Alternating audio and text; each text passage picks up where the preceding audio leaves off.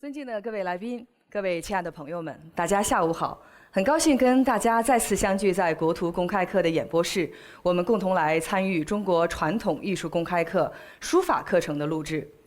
那么今天呢，是中国传统艺术公开课系列课程《中国书法从书写中生长的民族精神》第6讲的录制，由我国著名的书法家、书法教育家、中央美术学院教授、博士生导师、中央美术学院书法与绘画比较研究中心主任邱振中老师主讲。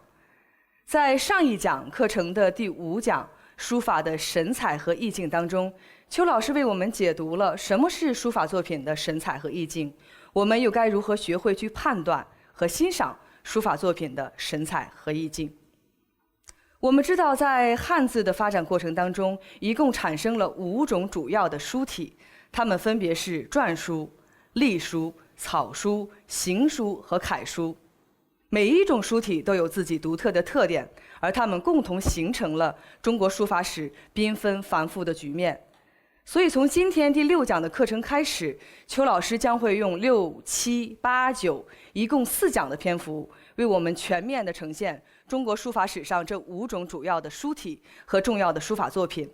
那么今天第6讲的课程，就让我们首先从前期书法史上2种比较主要的书体篆书和隶书开始讲起。所以呢，接下来让我们用热烈的掌声，有请邱振中老师为我们开讲中国书法从书写中生长的民族精神的第6讲篆书和隶书。有请邱老师。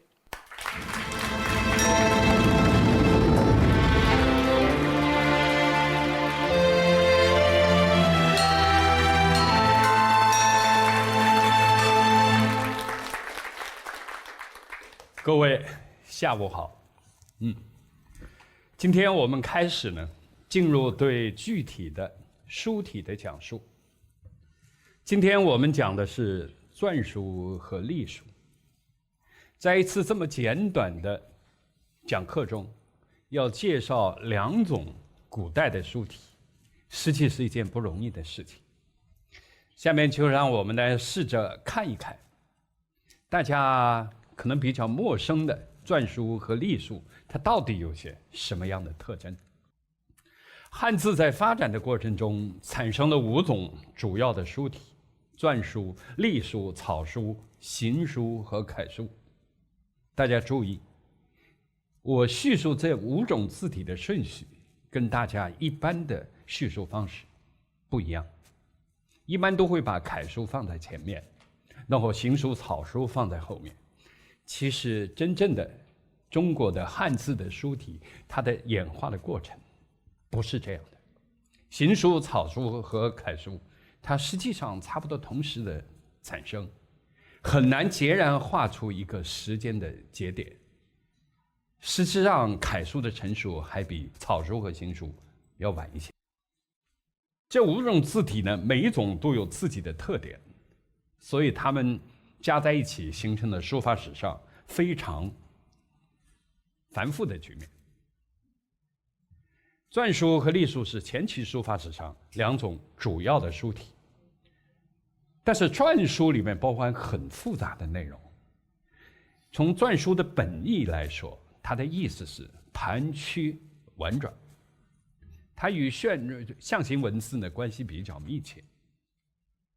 而隶书的产生，它意义不太一样，非常重要，它是书法史上一个重要的转折。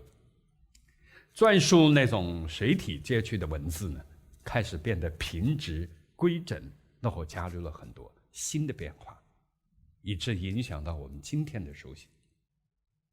篆书和隶书特殊的结构，一直是人们创作灵感的重要的来源。我们先讲第1组文字，从甲骨文到秦代的篆书。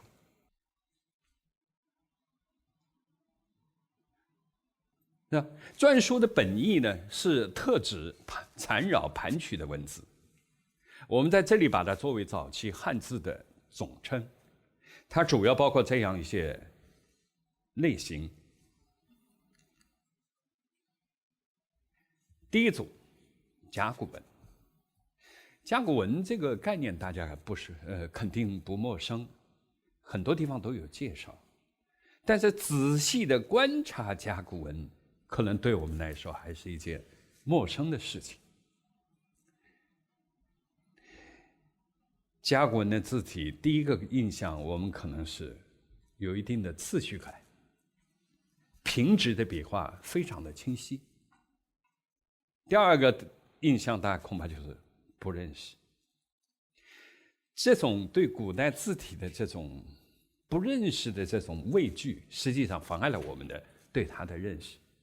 甲骨文远远不像对它的认识，远远不像我们想象的那么困难。到现在为止，发现的甲骨文大概一共有4000个以上，但是认识就专家能够解读出来的文字不到2000，而且这2000字的话，实际上还是很有规律的。因为没有规律的话，我们没办法把它剖析出来。所以，我想一个5岁的小孩认识2000字，如果他愿意学的话，不需要很长时间。所以在座的各位，如果你们对甲骨文真有兴趣，试试看，看认识100个甲骨文要多长时间？不需要很久。甲骨文带来有一种特殊的韵味，它带来一种神秘感，一种特殊的秩序感。后代呢，利用甲骨文也创作了不少的书法作品。但是甲骨文至今，就它的书写中，它的排列中，还是有很多的奥秘。比如它的排列方式，跟我们今天所熟悉的汉字的排列不一样。我们来看这个字的排列，它不像我们今天一样的，这个下边一个字的中心呢，和上边一个字对得那么整齐。它却是用侧边的这一根线，跟上边侧边的这个线，它对齐，其他的它不管了。这种地方呢，是甲骨文的一个特色。比如像这是补字，这个补字的一竖一点呢，你看它中间一竖和上面对得很齐，但是右边一写完的时候，整个字和上面这个字，它是对不上的。这个原因就在于当时人们写字的熟练程度跟今天不一样。他在写下中间这一竖的时候，他还无法去想象旁边这一笔画写完以后它是个什么样子。而我们今天写字不是这样的。当我们第一个字写完，要写第二字的时候，第二字写好以后，它预计是一个在什么样的形状和位置，我们心里早已经有数了。如果它是这么偏的，我们很可能提早就会往左移一点。这是那个时候的书写跟现在的书写非常不同的地方。第二个类型是金文。金文嘛，顾名思义，它是金属器皿上的文字。当然不一定是器皿嘛，就金属的物件上面铸造或者是刻写的文字。大家看见的这件是西周的一件青铜器，这个是一个盘子，它叫强盘，这是一件很著名的西周的青铜器。上面的文字大家可以看到排列已经是比较整齐，每一个字的大小也有一定的规定，这是排列整齐的一个条件嘛。但是每一个字的话，它的结构对我们来说基本上还是陌生的，除了极个别的字我们能认出来，绝大部分我们是认不出来。这种早期的文字，正由于它的结构的特殊，给今天的书法的创作带来了很多启发。举个例子来说，如果我们用现在熟悉的文字来书写一首诗词，大家会有亲切感。然后用这样的经文来书写一件书法作品的话，那我们就会有一种神秘的感觉。这是艺术创作嘛，它需要每一件作品都有不同的意境，带来不同的感觉。这个文字实际给我们一种帮助。另外一种呢，是石刻文字，它不是呈现在青铜器上，不是呈现在金属的物件上，而是刻在石头上。后代的石刻很多，比如从汉代一直到今天，我们都能看到很多刻在石头上的文字。但是在早期的话不多。这是先秦时期的非常著名的一件石刻，石鼓文。它现在还收藏在故宫博物院。它是10块鼓形的石头，上面各刻了一首4言诗。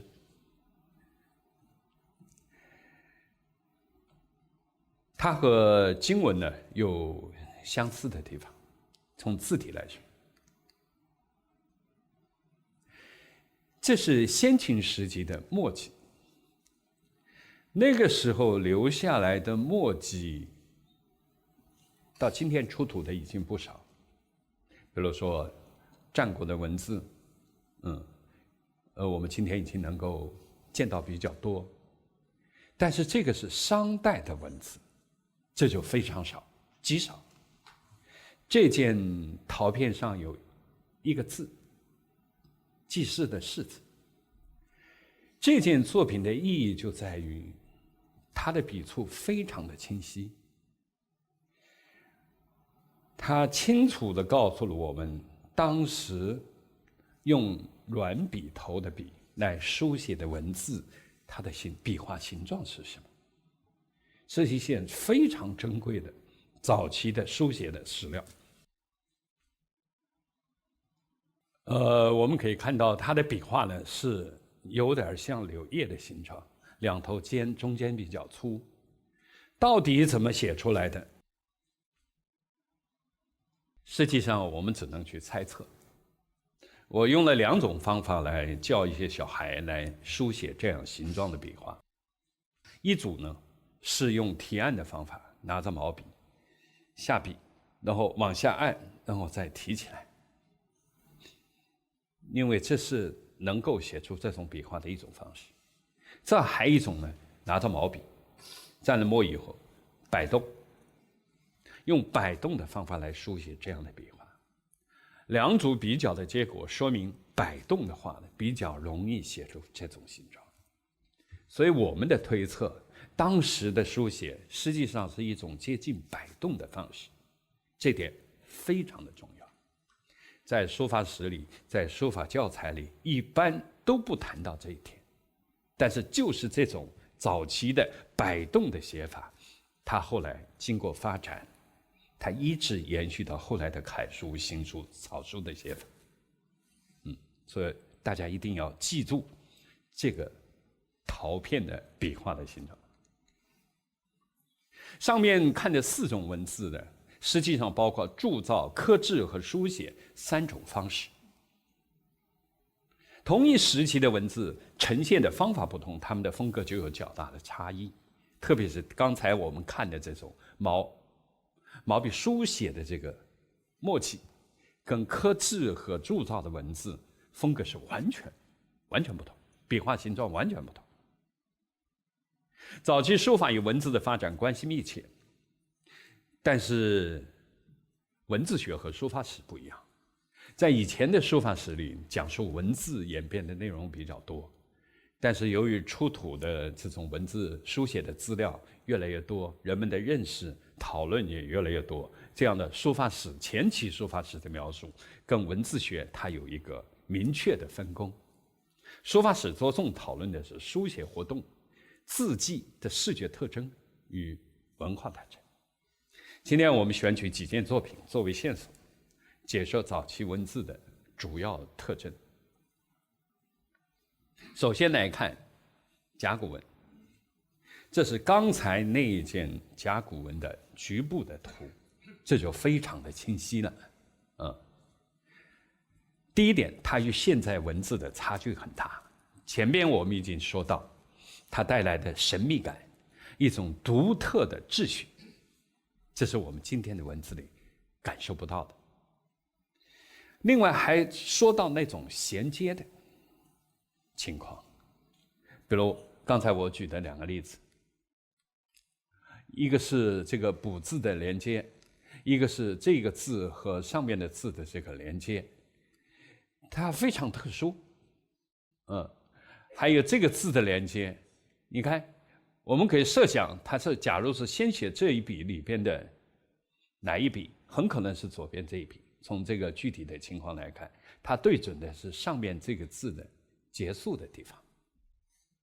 我们现在写字绝对不会这样去写，而是完全是另外一种心理状态。但是在甲骨文时期的话，完全不一样。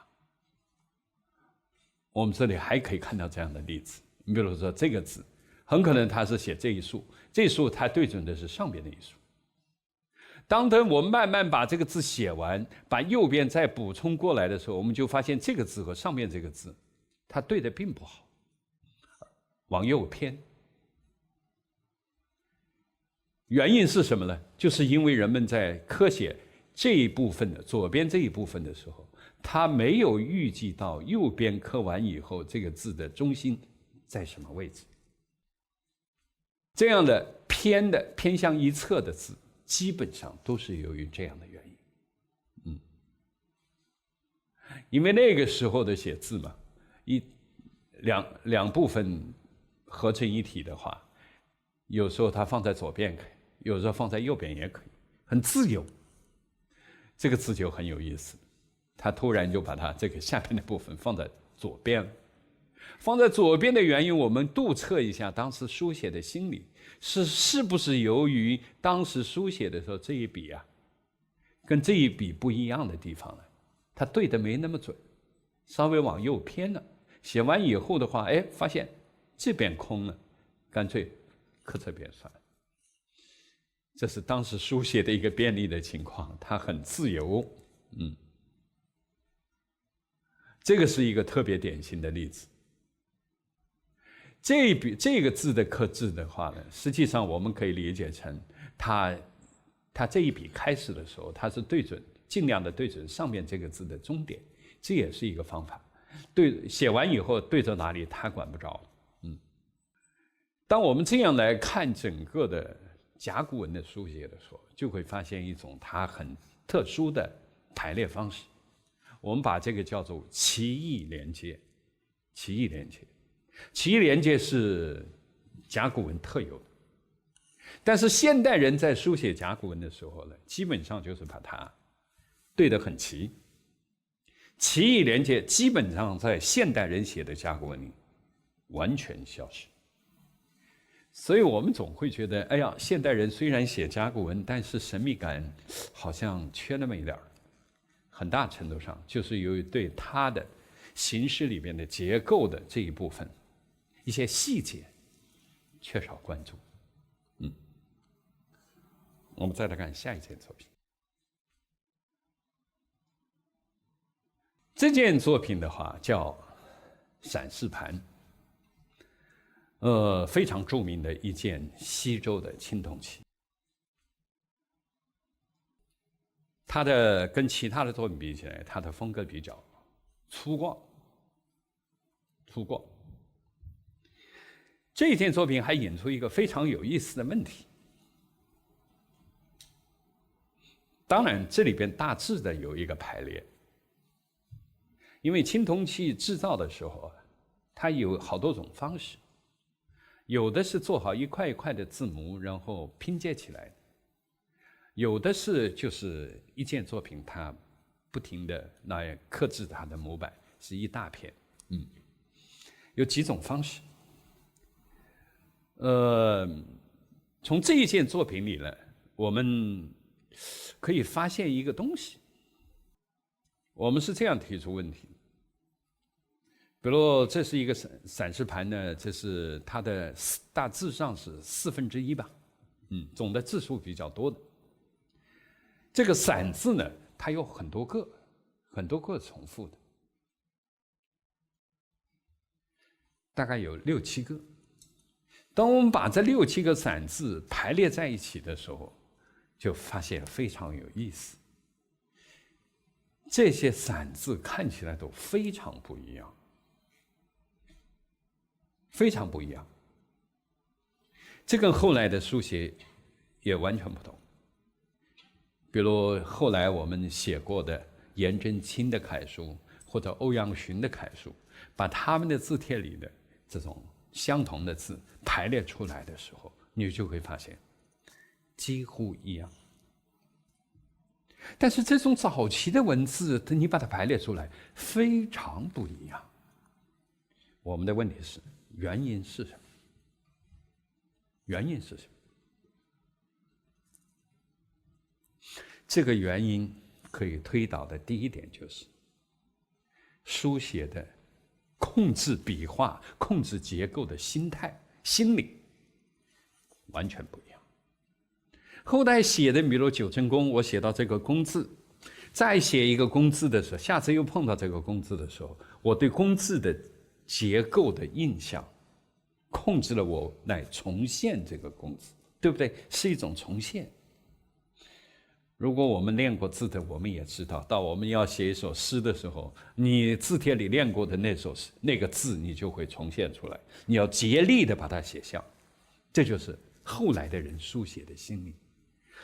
那个时候肯定不是这样。如果是这样的话，那我写到散字就会接近于这个，再写散字还是这个结构，但是它不是。遗憾的是，我们这里没有把6个散字全部打出来。打出来你会发现太不一样了。原因在哪里？这里边还涉及到一个问题，这个问题就是说，假设我们这是连着一篇写下来的，当然这一件不一定是连着写下来的时候，那么这一下边的一个字，如果格子不存在的话，那么这个字的第一笔落下的那一笔是根据什么决定的？这是什么意思呢？比如说我们写完了这个字，写完这个字，我们现在要写这一笔了。假如这一短竖它的落下来的位置在什么地方？它为什么不落在更高一点或者更低一点？这是由什么决定的？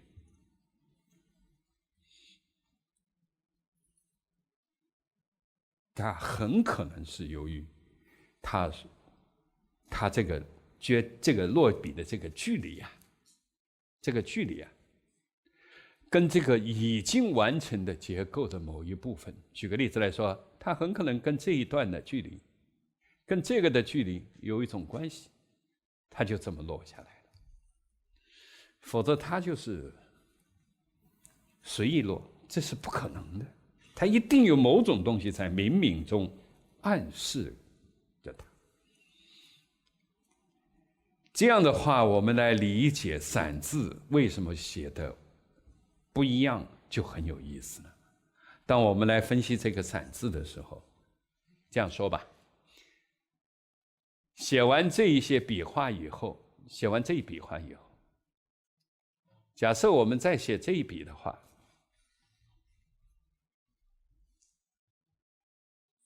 它这一笔落在什么地方？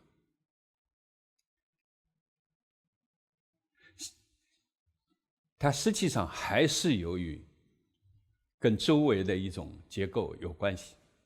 写完以后的话，这个落在什么地方？也是跟周围某种结构有关系。写完以后，这一笔，比如说这一横，我们落在什么地方？那么它和已有的结构的距离，一定是跟已有的结构形成的距离有点关系。当我们把这个写完以后，这笔如果写长一点或者写短一点，实际上这是随机的。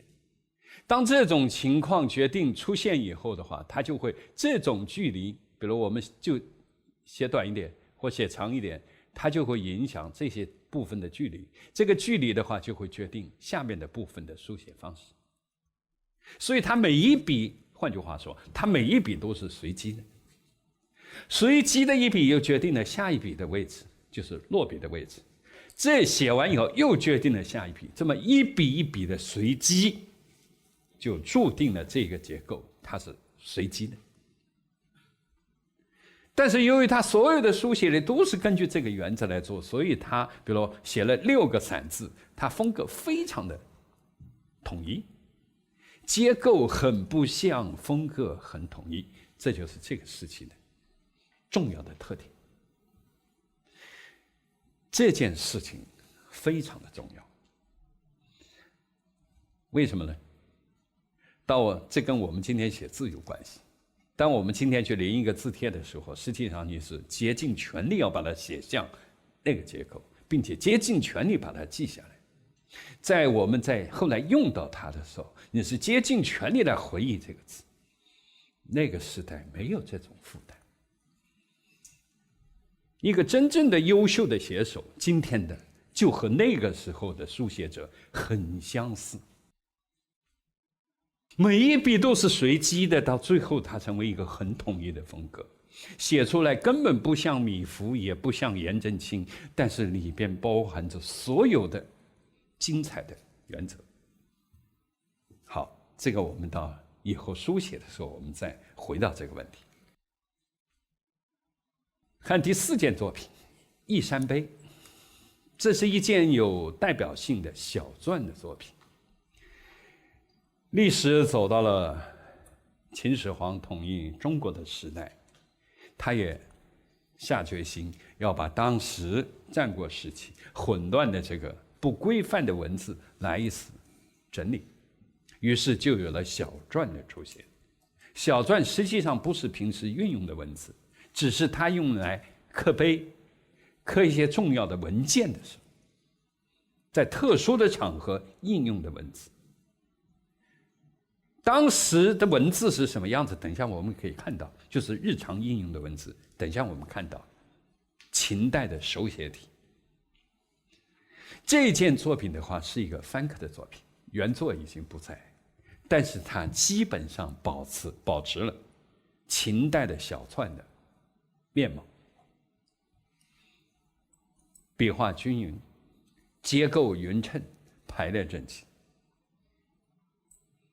因为这种书体、这种字体，跟人们日常应用的字体有相当的距离，所以它很快的就衰落。只是过了很久很久，那我们重新记起，还有一种这个字体，那我们把它找出来，再试试看。那时候已经到了清代了。这个不是翻刻的，这是秦代留下来的，留到今天还在的刻石。当然今天损毁更严重了。从这种残损的斑驳的字迹里，我们还是可以感觉到刚才的小篆的某种意味，但是它已经不清晰了。但它的规整、笔画的均匀还是可以感觉到。从秦代以后啊，我们从小篆里可以看见文字的逐渐的规范化，但是它与甲骨文的那种平直很不一样了。这里包含着更多的匠心，更多的排列整齐的欲望。但是秦代的这个篆书呢，对后代的书写，特别是对汉朝，它还是有影响的。这是西汉的一个起信，这是这个西北那边出土的。这是写在纺织品上的6个字：张掖都尉起信。大家看见笔画有点抖动，这可能是因为写在软的这种纺织品上，笔画不可能那么平直，再加上这个时间久远，它的伸缩不均匀吧，变成这样的情况。在当时书写的时候，恐怕没有这么大的波动，但是这种波动带给我们一种新的趣味啊，它也很可能启发我们写出一种新的字体。这是东汉的元安碑。从秦代以后，我说了，写小篆的人不多，在很长的历史时期里，几乎就没什么人写。但是在汉代呢，还是出现了2块很著名的碑刻，到今天保存的还不错。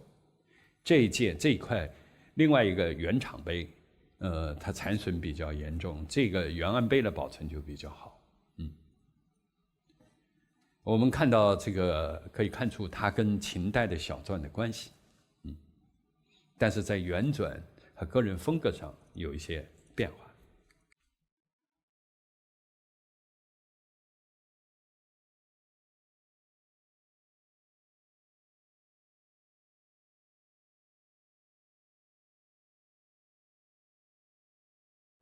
下面我们来看墨迹。前面看的都是刻字的文字，墨迹我们说过跟刻字的笔画是完全不同。前边看到的这几件作品，比如说我们刚才看到的小篆，跟后来我们看到的行书和草书关系就很远，它笔画很均匀，实际在日常使用里它是很不方便的。日常使用的文字是什么样的呢？我们看看。由于出土的战国时期的简牍文书越来越多，所以我们今天能够很清晰地看到战国时期墨迹，那么实际的书写在日常应用的文字是什么样子？实际它粗细有变化，非常的流动，书写很连贯，非常的生动，已经能很轻松地做到排列整齐，大小有一种规范。还有一点很有意思，它就是和我们前边看见的商代的那个陶片上的文字关系非常密切。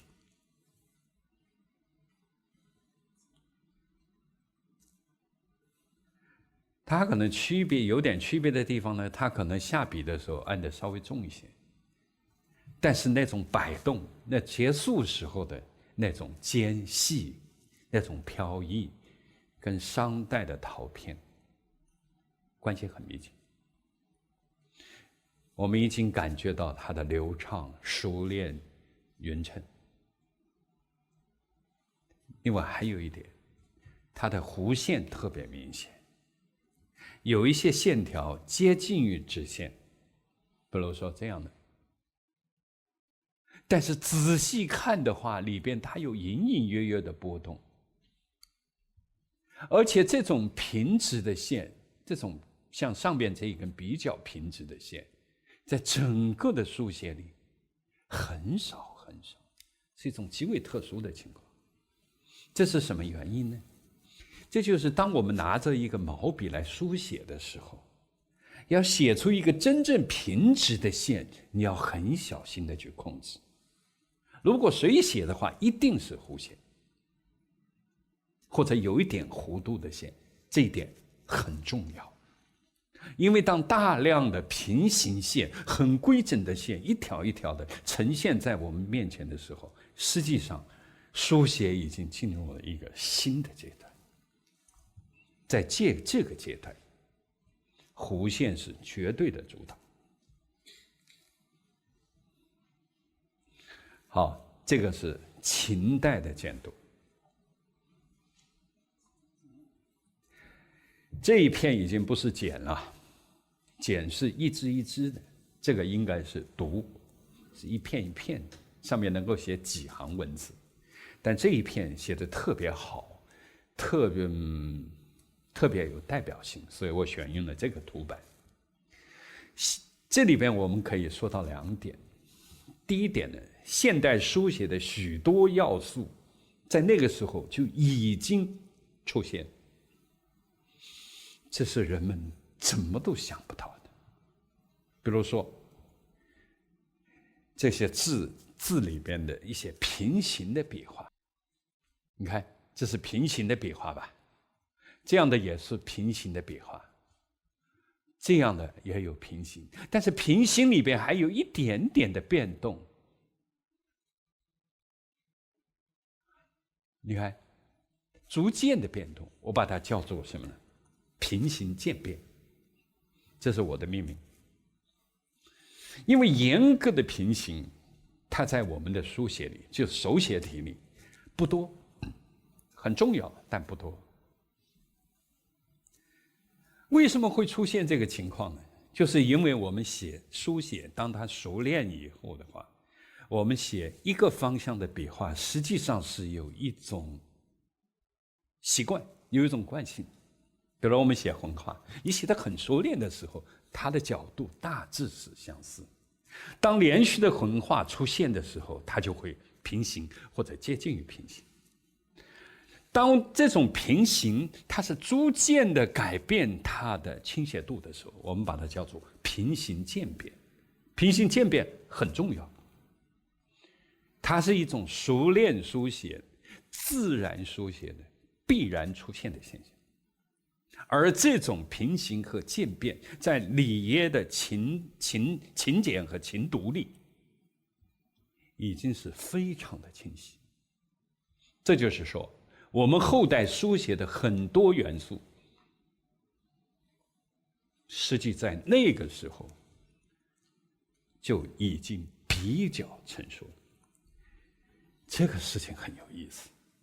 因为我们当说到字的结构的时候，说到行书、草书的结构的时候，我们会说到米芾、颜真卿，说到王铎、董其昌、赵孟頫，谁也不会想到这些大师、这些重要的书写者，他们的字里结构的某些特征，在秦代已经出现，并且控制还不错。这件事情非常有意义。非常有意思，这会让我们对整个汉字的结构的演变有一个崭新的认识。这个认识就是说，比如说王羲之他的独创性在哪里？他继承了秦代秦简里面的多少东西？赵孟頫他的书写里跟秦简有没有渊源关系？到底有多少是属于他的原创？这么思考下来，我们的认识会截然不一样。第二点，当时到底用的是什么样的书写工具？其实有很多讨论，有的认为，甚至有的认为是硬笔写的，这是有可能的。因为那个时候的有些字啊，它的笔画的粗细很均匀。我们来看下边一篇，这一篇。如果用毛笔写这样的字的话，实际上有点费劲，除非你用特殊的捆扎那种笔头的方法。如果它是硬一点的东西来书写的话，硬质的笔来书写，它会比较轻松。当然这还没有一定的结论，这只是一种推测。大家看看这两种字之间，一个圆转，一个在方折的地方呢，不太一样。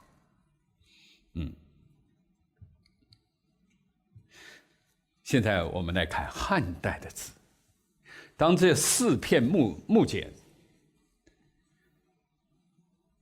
右边这个应该叫木牍了吧？当它呈现在我们眼前的时候，我们会发现，它又走过了一个时代。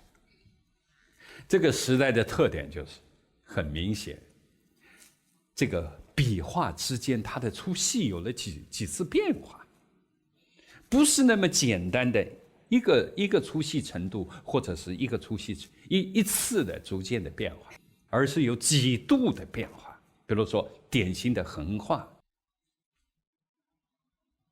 这是隶书典型的笔画，它就有一个波折在里面。这个波折从哪里来的？我们在看商代的陶片的时候，它是基本上一个弯。现在它一个笔画里有2个弯。我的解释是，当人们用摆动的笔法很自然的在书写的时候，随着这个书写的熟练化，它实际上它就很快的能做到连写。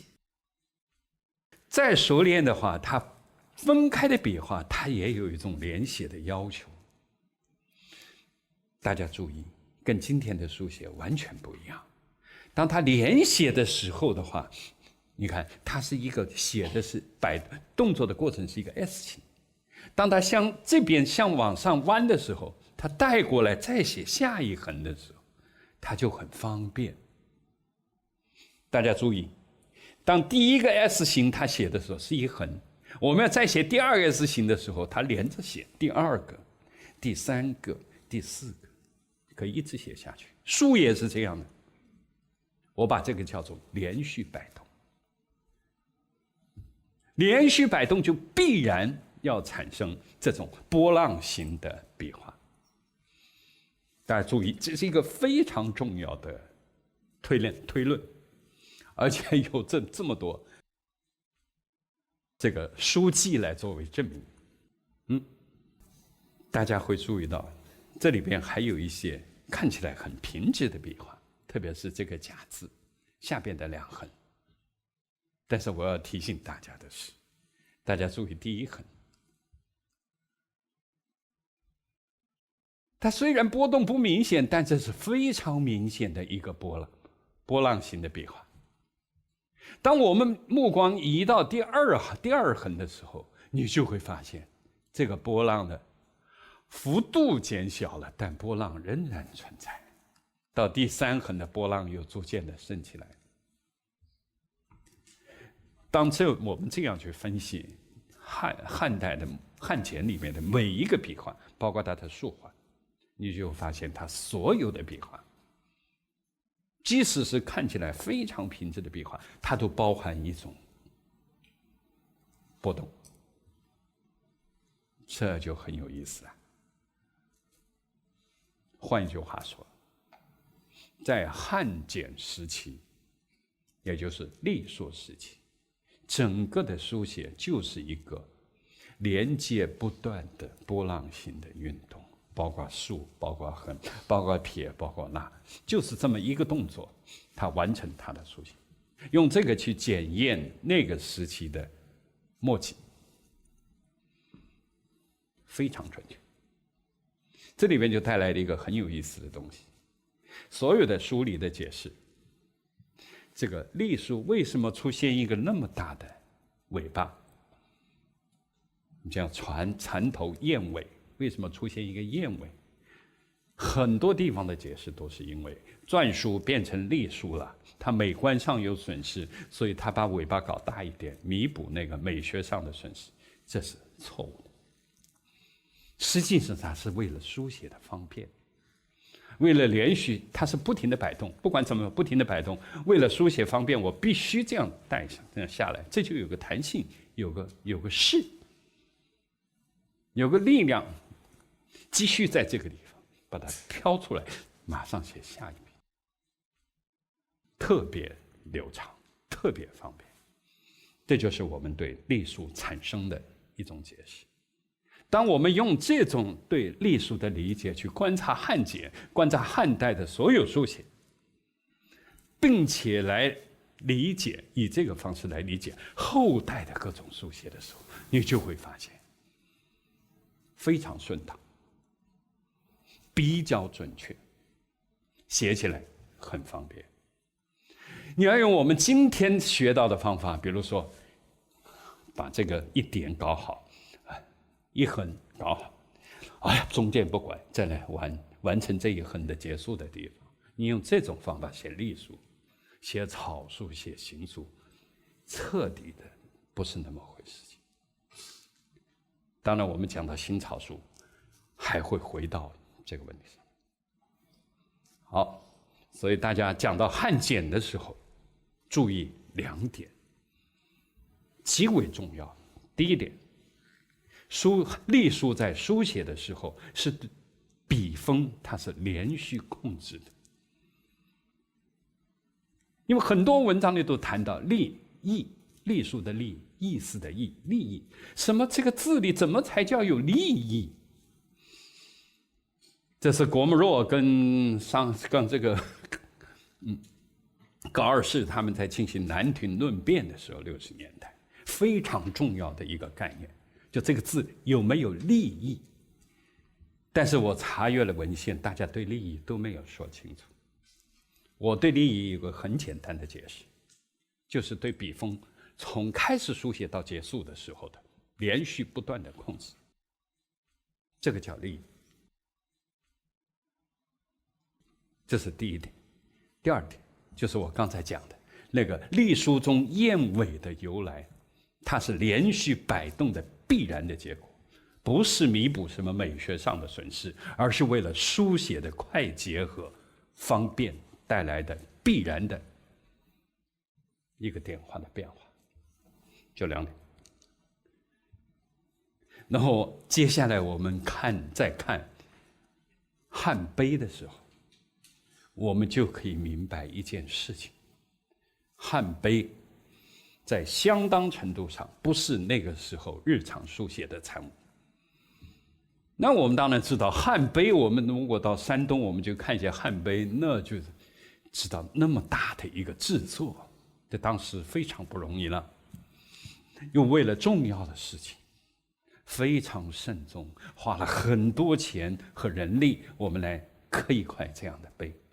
那你想，这是一件多么严肃、多么重大的事情？写的时候是多么的谨慎，刻的时候是多么的小心在意。所以，汉碑它实际上是一件为了重大的事情而刻的非常这种小心翼翼做的一件事情，写的字。但是过去在我们没有大量的见到汉简的时候，没见到战国简的时候，那这些字的话，就是我们唯一的对汉代字体认识的来源。所以大家认为隶书都是这样的，这才叫隶书。实际上不是的，日常使用的隶书是前面我们看见的汉简那样，那才是当时真实的书写，这是当时的比较美术化的字。但是在这些字里边的呢，它也有一些笔画，有一些作品跟平时的书写接近一些。比如这一件作品《西夏颂》，跟刚才那一件《礼器碑》比起来，书写的意味较浓一些，对不对？我们再来看一件更浓的，这是出土很晚的一件，大概70年代出土一件汉碑。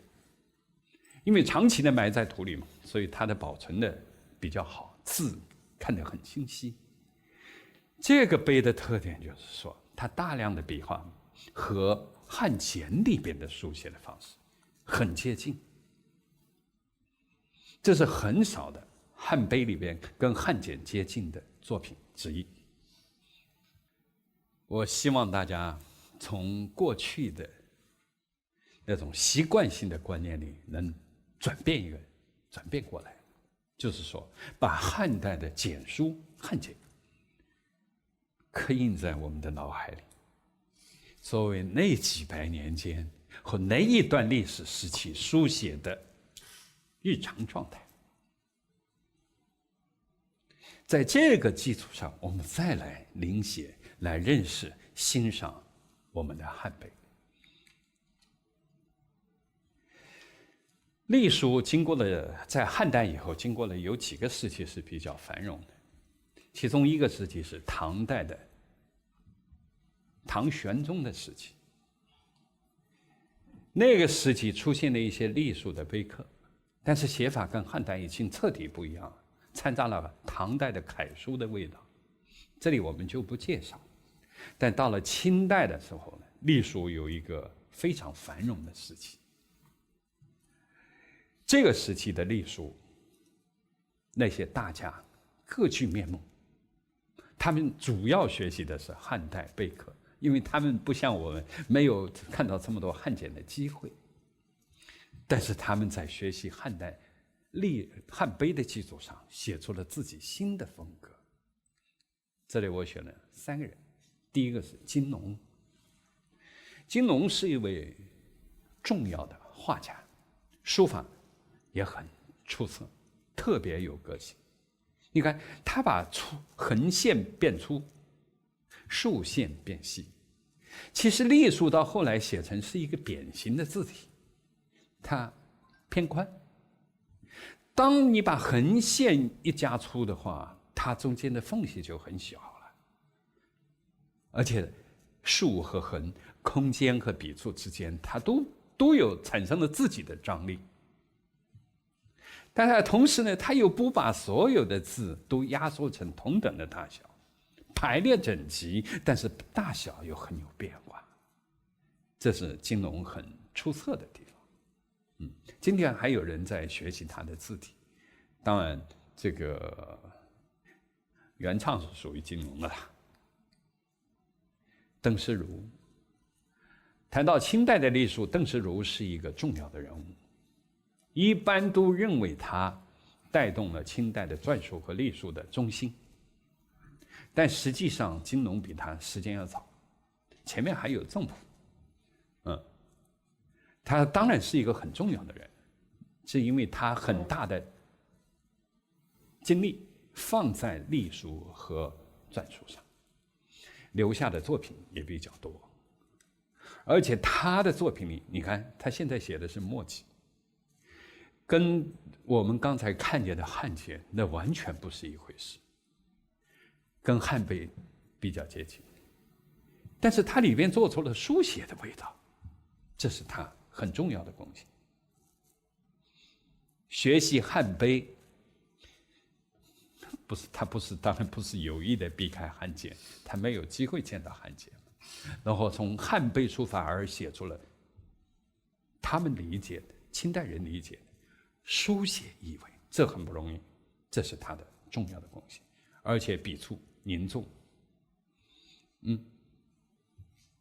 以笔受的作品呢，我们只要一眼看过去，他就会和别人的作品从别人很多的隶书中跳出来。但是这也不是他绝对的他自己的独创，他还是从汉代的一些摩崖石刻里得到了启发。但是这种风格在书写的笔触里来表现隶书的结构和它的韵味，他是一个大家，他有他独特的贡献。一般来讲，我们写对联，你总得排列得很整齐，所以这2件排列在一起的时候，我们就发现它怎么对得不怎么平。如果在现代的展厅里展出，我们觉得它有点不对。其实事实上，过去的对联它不放在一起看的，它有一段距离。比如大厅里它放在2侧，廊柱里它也挂在2根分开的廊柱上，它形成的张力实际上跟这种稍微有点不整齐一点没有冲突。所以我觉得今天的对联倒很有意思，它又要分开，它又要放在一起。我想这么咱们也面临着一种新事物吧。篆书隶书我们就讲到这里，这是一个非常简短的讲述，但是我们澄清了一些极为重要的问题。比如说书写时篆书书写时候的感觉状态与后世的书写的感觉状态的差异，我们着重讲了一下它的衔接，举了几个例子。这是一个非常有意思的现象，我把它叫做奇异连接。它在后世的某些草书和行书里，它突然又冒出来，让我感觉到它特别的惊喜和意外。当然，他肯定不是学甲骨文，比如在王铎的作品里，他那时候还没有条件，没见甲骨文还没被发现，他肯定没见过。但是他的作品里也有这种东西，不是篆书作品，是他的行草书作品，这是非常有意思的现象。这个现象就是说，在汉字里，它所有可能的连接。举个例子，比如我们说舞蹈，现代的舞蹈的话，实际上是把人体所有的可能的节奏、动作全部都想象出来。有一些想象的结果，让我们真的是感觉到非常的惊讶。有些舞蹈让我看了以后感觉，这人体怎么能变成这个样子？等我看见王铎的作品里，发现他和甲骨文有某种关系的时候，那个惊讶不下于我在现代舞里看到的东西。这是我们今天说到的。另外还有一个重要的，就是隶书的本质。他书写的时候对笔锋的连续不断的控制，这是早期书写的一个极为重要的特征，是早期书写长期发展形成的一个重要特征，让早期的书写跟我后来的书写彻底分道扬镳的一个节点。我想一个这么简单的课程，我们能够谈到这么几点极为重要的问题，并且顺便给大家介绍了一些隶书和篆书的虽然有限但非常重要的经典作品。很高兴今天的课就讲到这里，下面留点时间提问题啊。好，谢谢邱老师。因为我觉得每次听邱老师讲课，好像邱老师到最后一页小结的时候，哎，这节课要讲完了吗？每次都是这样的感受。我想这一次的书法课，我们跟着邱老师的讲述，对于前期书法史上这两种主要的书体，篆书和隶书有了一个基本的了解，以及对于他们在不同朝代的演变和历史上非常重要的一些作品。我觉得刚才邱老师讲到两个问题非常重要，一个是篆书当中的棋意的连接问题，一个是隶书当中笔锋的连续控制问题，以及他们跟早期书写的关系。我想，当我们了解了这几个问题之后，我们再去看早期的书法，可能对很多的问题就会有一个更清晰的认识。听完这堂课之后，刚才邱老师说，给大家留一些提问的环节。我有一个问题想先问一下邱老师。刚才邱老师在课上稍微提到了一点点，就是秦始皇在统一中国的时候也统一了文字，而在那个时代，小篆是作为一个标准的字体被使用的。刚才邱老师讲的是在比较正式的官方场合使用的文字，而不是日常的书写的文字。然后呢，那个时候李斯是这个时候的篆书书写的非常重要的代表人物。但是从那以后，一直从汉代到明代，很漫长的历史当中，好像篆书就一直被很边缘化，或者说很少被提及。我们今天在看那个时代，好像，能够想得起来的篆书的书法的大家，除了唐代的李阳宁，好像没有太多的人。而且刘氏的这个篆书的书法作品也是非常有限的。直到您刚才提到的清代的邓石如，他重新让篆书又受到了大家普遍的重视，重新焕发出了生命力。所以我的问题就是，为什么在汉代到明代这么漫长的历史当中，我们的篆书一直处于这样一种很边缘化、很不被重视的地位？那为什么到了清代，它突然又复兴了呢？邱老师，从现代思想的这种方法来说，任何一个现象的出现，它都有无数复杂的原因。当然，我们不可能把所有的原因都罗列，你即使罗列的话，也未必能够穷尽。所以我这里就讲一个简单的讲一两点。所以，当一个书体它的发展的阶段完成以后，转成了另一种书体，从日常使用来说，它肯定就退出了历史的舞台，下边是由后来的字体来扮演的，演出各种各样的有声有色的戏曲。但是过去时代的字体在后代会不会受到人们的喜爱，甚至重视，甚至得到一种所谓的复兴呢？也有这样的例子，就像刚才讲的。但是这个复兴的原因，比如在清代的复兴，它比较好解释。它主要的原因很可能就是那个时候人们对古代的器物、文化、文字兴趣浓烈了，是所谓的这种钱家学派，所谓对考据的这种的兴趣，它肯定要涉及到很多的有关的文字问题、古器物问题，大家对这个古代文字的兴趣就浓了。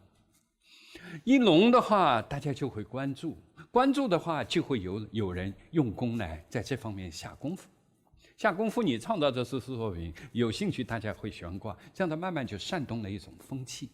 所以我清代的篆书和隶书的复兴比较好解释。那我们说到汉代，为什么进入汉代以后的话，篆书基本就很少了？因为隶书太方便了。但是篆书大家还留着一个记忆，就像我们记忆民国、记忆晚清一样的，还有些印象。所以我们在立一个碑的时候，或者写个墓志的时候，那个标题经常用篆书。但是那个篆书呢，又和那个时候的篆书不一样，因为没有太多的人去研究、去关注，所以写的时候又很随便。省略一点，加一点变化，换句话说，就有点乱了。但是也没关系，因为平时大家也不关注，不关注的东西嘛，你也随便写写，大家也不会太挑剔。所以汉代留下的篆刻的作品，墓志和碑刻上的篆书的题目有一些，到后来的话就越来越少，越来越少。比如到更晚的时代，比如宋代、元代、明代、清代，一些绘画的题目、手卷的标题，甚至也有一些墓志铭的铭盖，还用篆书。那实际上是为了表现一种这种古老庄重，大概这样。但总的来讲的话，还是这些篆书吧，特别是篆书。退出历史舞台是一个既成的事实，因为行书、楷书、草书的运用太普遍了。大概就这样。好，谢谢邱老师。其实刚才邱老师在讲解答这个问题的时候，我就想到这样一句话：我们很多时候好像总是比较喜欢把历史简单化。就是我们会喜欢把一件事情的功劳放到最终这个发明的创造者身上，但往往历史都是社会的产物，它并不是我们记住邓石如，但是其实，在邓石如出现之前的几千年的时间里，甚至已经有无数的人在为这个篆书的发展做了很多的铺垫，而且在邓石如那个时代，可能不管是文学，不管是文化，还是思想，还是社会，还包括科技各个方面，为他准备了足够的条件。在邓石如只是最后，这是一个节点。OK， 我们知道这个地方出现了一种篆书的复兴，所以它其实是一个很复杂的社会产物，而不仅仅是邓石如一个人个人的功劳，让篆书和隶书在清代出现了一种复兴。好的，谢谢。接下来呢，我们就把机会留给我们现场的观众，大家有什么问题想跟邱老师进行请教或者交流的，可以举手示意我。有哪位观众想提问？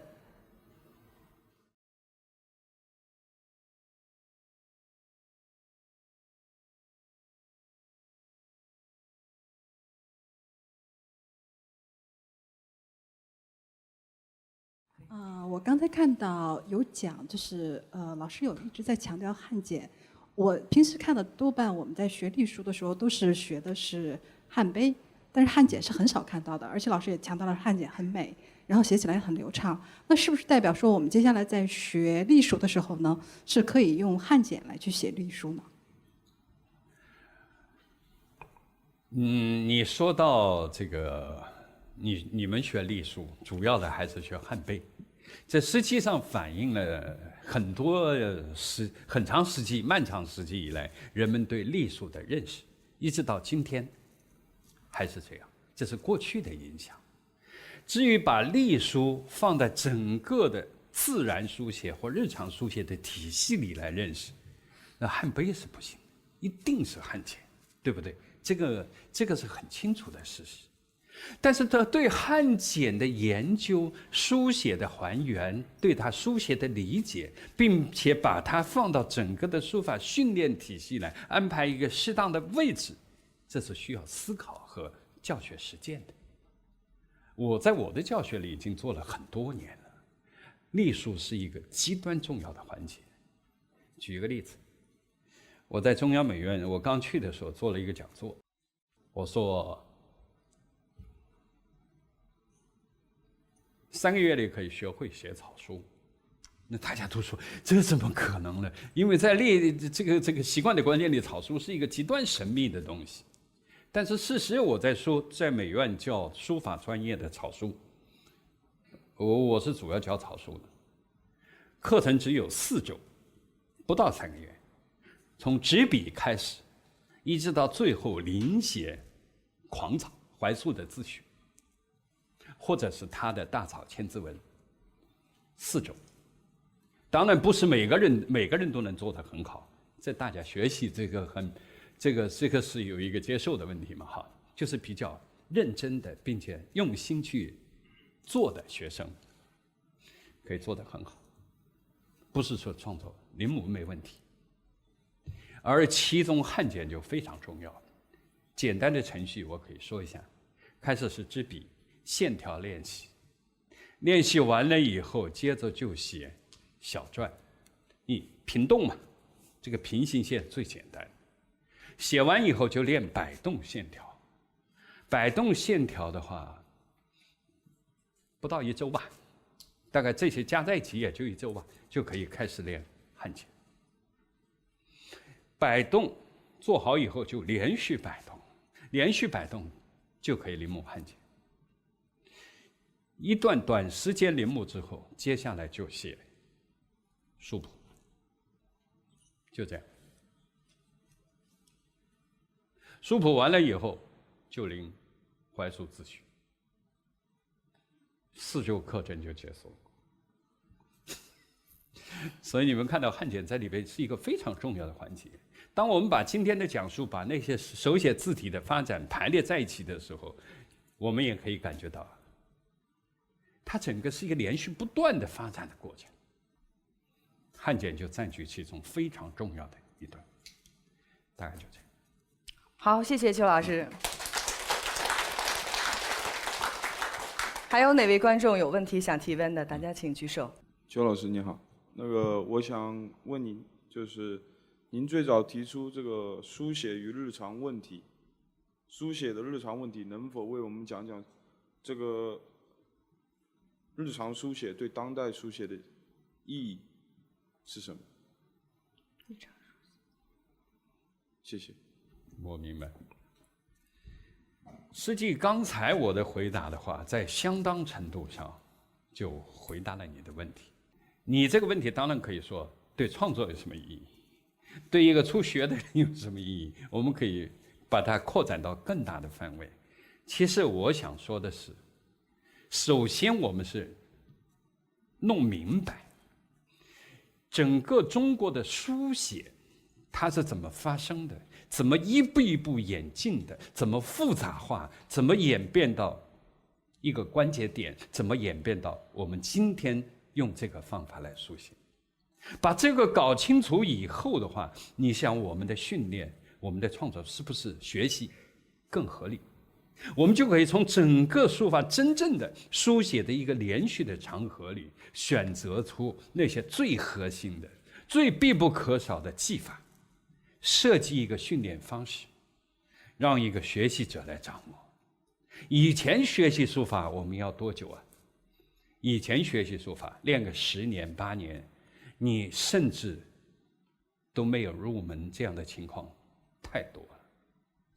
现在我们按这样比较客观的、比较科学的、经过深思熟虑的这种训练的方式，实际我们比较有把握，让一个学习者像刚才说的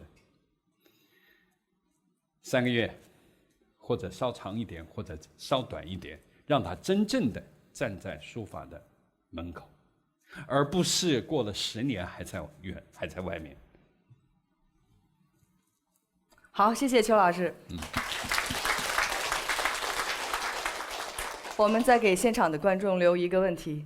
您好，邱老师，就是我最近在临那个张骞碑，我想听听您对那个张骞碑的评价，还有就是在临帖的过程中，您会有什么建议？谢谢您。你原来练过别的汉碑吗？原来练过什么？就是我先是学了小篆，然后现在刚开始学隶书。小篆练什么？衣衫。好，就是你写的他学的这个程序啊，基本上跟我们谈的手写体那种自然的演变没有太多关系的。而张骞碑呢，实际上在汉碑里是比较难临写的一个碑，方笔特别多，不容易自然的写出。像我刚才举的这个王舍人碑，是我们向初学者推荐的一个汉碑。他连是这种自然的书写就比较近。这个你如果写张骞碑以后再写什么，我真的想不出来。我建议你改一个字帖，对，重新按一种顺序来设计你的训练，好不好？好，谢谢邱老师。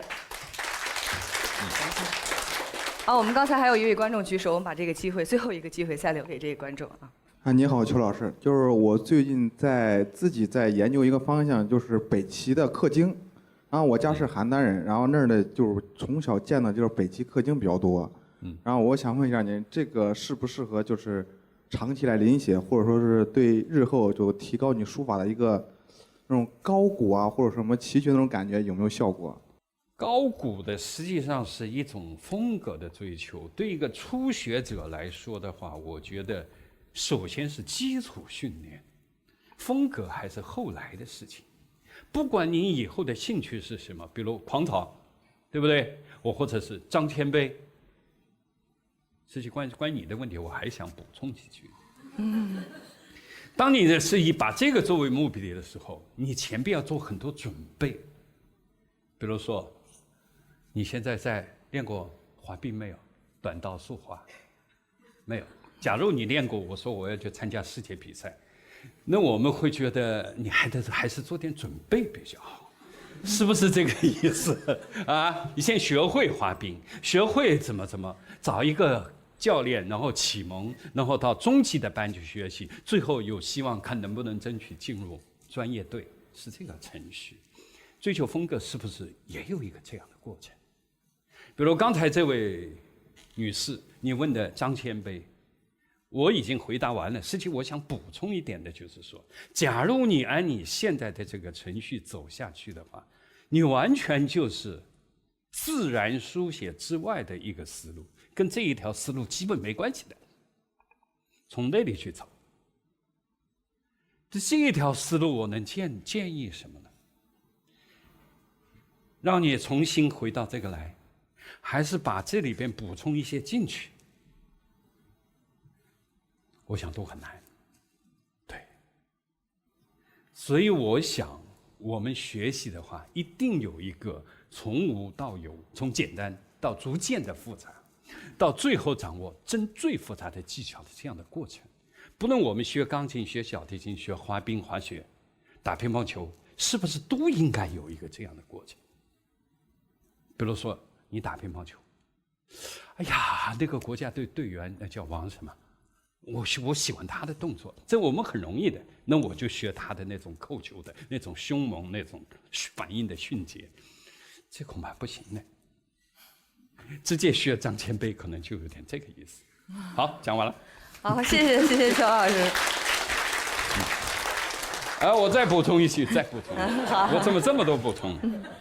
因为在基础训练里边呢，我实际上是一直在思考一个问题，就是说，作为爱好者的书法的基础训练和一个书法的专业人员的基础训练，它的差别在哪里？